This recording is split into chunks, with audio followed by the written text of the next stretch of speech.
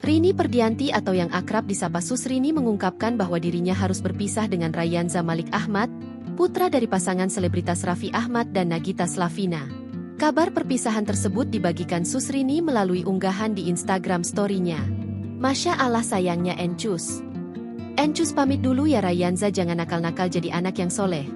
Tulis Susrini dalam unggahan Instagram story, dikutip kompas.com, Rabu, 30 Juli 2025. Dalam unggahan tersebut, Susrini memperlihatkan momen-momen kebersamaannya dengan Rayanza, termasuk saat dirinya berpamitan. Ia tampak memeluk erat Rayanza dengan ekspresi haru. Sebuah koper besar terlihat berada di depan mereka. Hingga saat ini, belum ada konfirmasi resmi mengenai alasan kepergian Susrini. Namun, sejumlah warganet menduga Susrini pamit karena ibunya sedang sakit dan ia harus pulang kampung untuk merawatnya. Dalam unggahan lainnya, Susrini juga membagikan foto sang ibu yang sedang menggunakan alat bantu pernapasan.